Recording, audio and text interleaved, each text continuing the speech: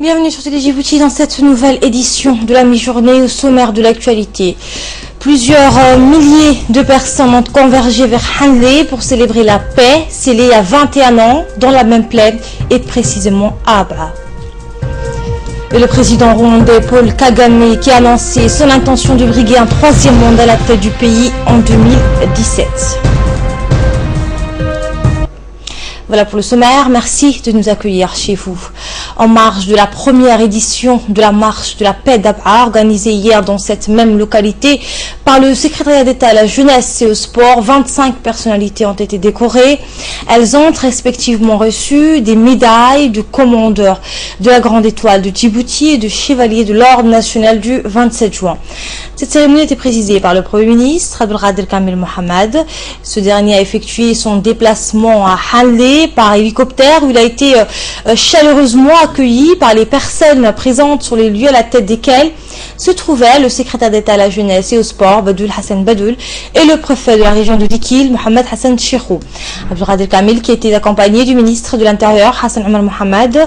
On s'en souvient, c'était le 26 décembre 1994, accord d'Abha a mis fin au conflit interne dans notre pays, un accord obtenu aussi grâce à la volonté et à l'engagement des hommes et des femmes de ce pays. Écoutez le Premier ministre.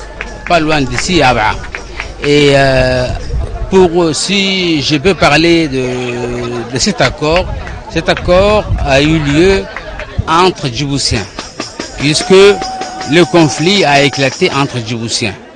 Et qu'il soit du gouvernement ou qu'il soit de la rébellion armée, c'était tous des Djiboutiens et c'est la raison pour laquelle les Djiboutiens ont préféré faire la paix entre eux, au lieu qu'il y ait une troisième personne, un intermédiaire pour faire la paix comme ça se passe ailleurs, en Afrique et dans le monde.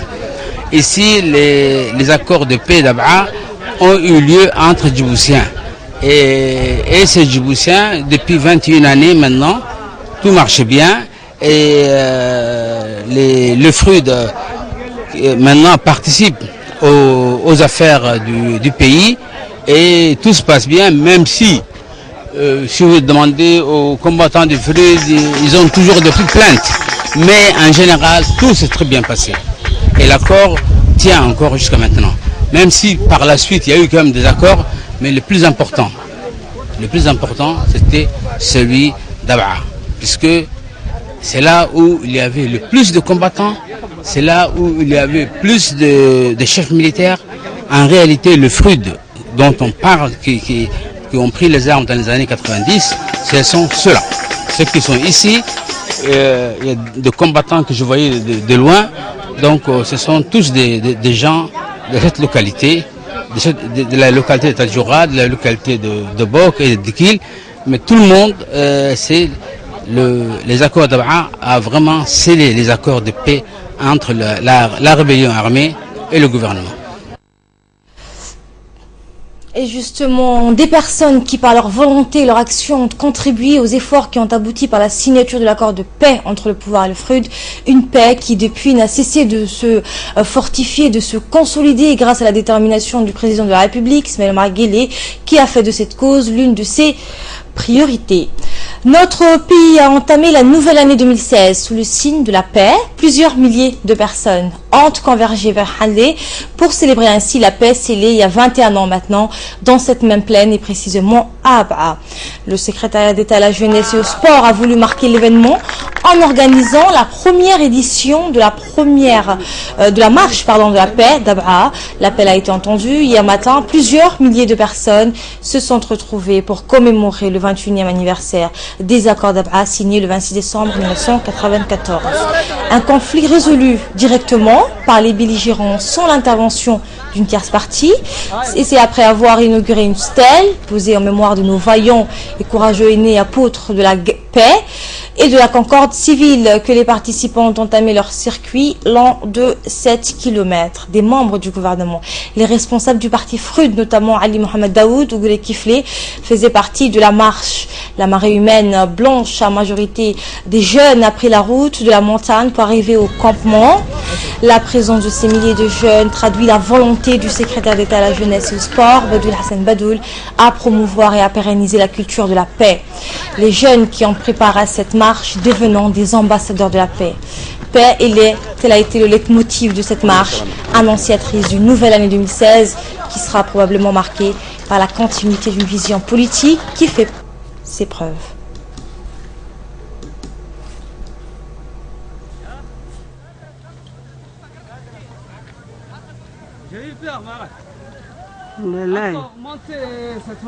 Cette marche représente pour moi, avant tout mon existence, puisque dans la paix, quelqu'un retrouve son existence. Et après 21 ans de vie que Dieu nous a prêté, nous remercions le Seigneur de nous avoir donné l'occasion aujourd'hui de parler 21 ans après de la paix. La paix, c'est la seule richesse que Dieu peut donner à tout individu, qu'il soit riche ou pauvre. C'est la seule richesse que tout le monde peut avoir, c'est la paix. Le riche peut être protégé, le pauvre peut être protégé. S'il n'y a pas la paix, personne n'est protégé. Alors, nous commémorons ce jour parce que nous avons retrouvé la paix. Et nous avons retrouvé notre unité et la cohésion nationale. La jeunesse doit retenir aujourd'hui qu'elle doit lutter pour que cette paix soit une tradition de tous les jours, de toutes les heures, de toutes les minutes. Et que la responsabilité aujourd'hui, c'est à elle que cela incombe de maintenir, de raffermir encore plus cette paix que nous appelons. Dans le reste de l'actualité, l'association Al-Fouz a procédé hier matin à la cité d'Ouméra à l'octroi d'un don de cartables et beaucoup de matériel scolaire aux enfants nécessiteux de Djibouti.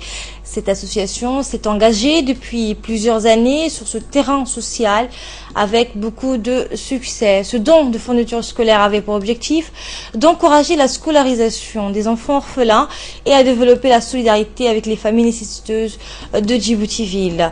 On participé à cette cérémonie de remise de matériel de nombreuses personnalités dont le président de la commune de Belbela, les responsables du conseil de quartier, les sages ainsi que le secrétaire général de l'association Al-Fouz, Omar Ali.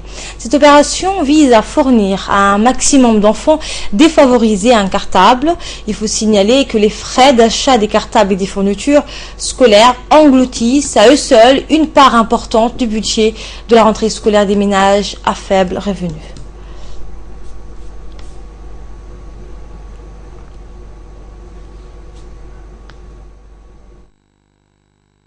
L'association Talfosa dont je représente ici se sont déplacés bien sûr dans le quartier des Mousquetaires pour bien sûr octroyer un don de kit scolaire, un don de kit qui sont bien sûr fournis aux élèves aux enfants orphelins et vulnérables de la quartier des Mousquetaires. Donc ces matériels vont bien sûr leur permettre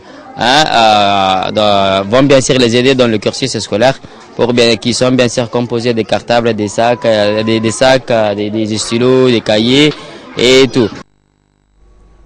Afin de favoriser le concept de démocratie participative, 3 jeunes Djiboutiens ont clôturé une tournée dans les 5 régions. Leur démarche vise à collecter et faire figurer dans un livre les doléances des populations des régions. Après Tadjoura, Obok, Dikil, Arta, ces 3 jeunes se sont rendus à Alicebié où ils ont eu une réunion avec les élus de la région et de nombreux jeunes représentants des différentes localités d'Alicebié, dont Assamo et Das Bio.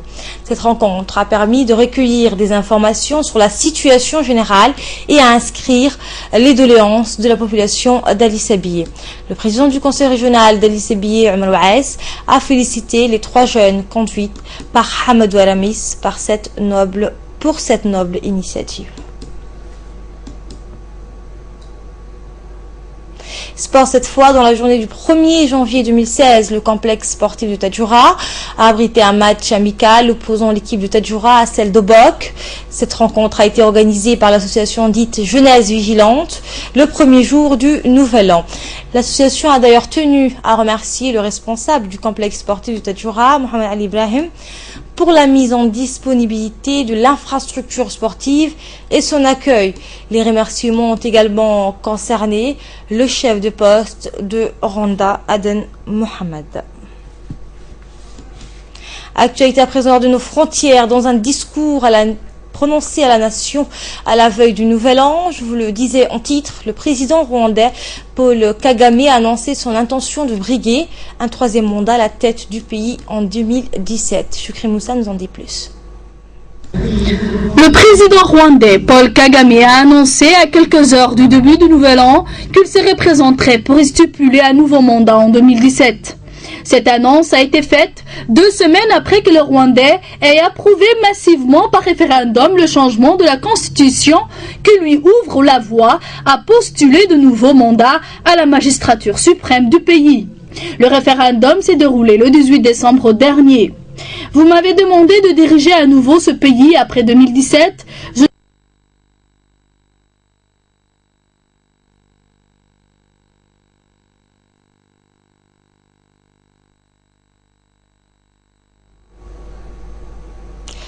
À Tel Aviv, dans un nouvel acte de résistance, un jeune Palestinien vivant dans le nord d'Israël a utilisé hier une arme automatique pour tirer sur des colons israéliens attablés aux terrasses de 2 cafés. Explication. Un jeune Palestinien de 29 ans a franchi une nouvelle étape dans la lutte contre la politique d'expropriation de terres et d'humiliation menée israélienne à l'encontre des Palestiniens. Il a utilisé une arme à la place des couteaux ou des opérations d'utilisation des véhicules pour heurter les Israéliens. Mais toute attaque ou toute utilisation d'une arme blanche par l'assassinat de son auteur par les tirs nourris des soldats israéliens. Ces derniers refusant d'ailleurs l'évacuation des blessés et laissant au sol l'auteur de l'attaque qui se vide ainsi de son sang. Forme de confrontation avec les forces d'occupation israéliennes. C'était le journal de la rédaction. Merci de votre aimable attention. Restez avec nous pour le focus. Nous allons revenir sur les islamistes présumés qui ont attaqué une base militaire près du Pakistan. Nous ferons également le point sur la reprise du Ramadi par l'armée irakienne. Tout de suite, juste après la pause, avec Fardos Hussein.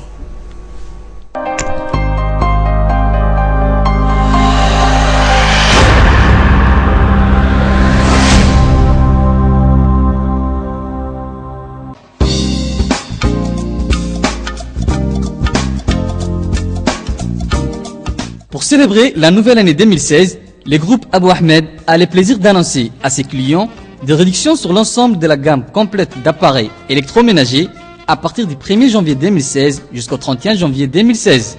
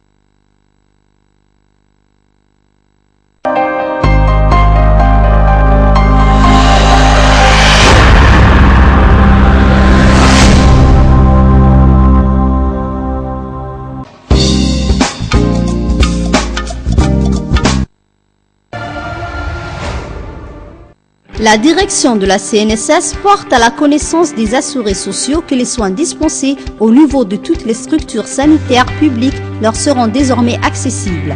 Un guichet CNSS sera disponible 7 jours sur 7 pour l'accueil et l'information des assurés qui devront se présenter munis de la carte biométrique de la sécurité sociale.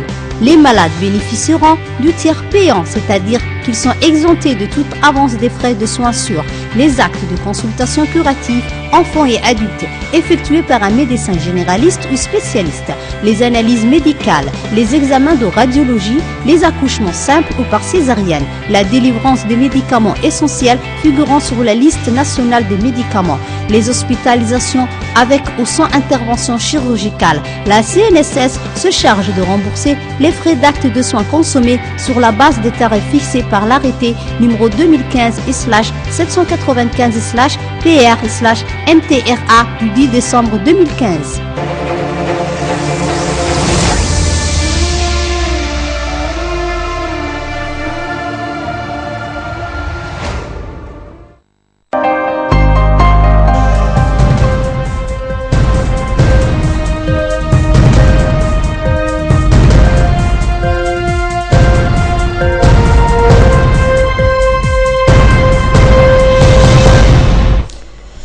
Place maintenant au focus. Fardous Hussein m'a rejoint sur ce plateau. Bonjour Fardous. Bonjour Asma. On commence dans ce focus par des islamistes présumés qui ont attaqué une base militaire indienne. Et ça s'est passé près du Pakistan. Tout à fait Asma. Bon après-midi à tous. Pour commencer notre focus, nous allons parler de la question que tu viens d'annoncer. De violents combats ont eu lieu ce matin sur une base de l'armée de l'air indienne au Pendjab, à la frontière avec le Pakistan, entre des soldats et un groupe islamiste armé. Le bilan des victimes est encore incertain. Au moins 4 hommes armés suspectés d'appartenir au groupe islamiste et Jaish al-Mohammed, basé au Pakistan et vêtus d'uniforme de l'armée indienne, ont infiltré la base aérienne de Pathankot dans l'est du Pendjab. Cette attaque survient une semaine après une visite surprise du Premier ministre indien Narendra Modi au Pakistan, la première d'un Premier ministre indien en 11 ans, et menace de faire dérailler le début de détente se dessinant entre les deux puissances nucléaires. Des rencontres bilatérales à haut niveau sont prévues courant janvier à Islamabad. Et un mot sur la reprise de Ramadi par l'armée irakienne. Tout à fait Asma, les forces irakiennes seraient sur le point de reprendre la bataille de Ramadi. Après mois de combat contre le groupe État islamique, l'armée a repris le contrôle de son ville à proximité de Bagdad.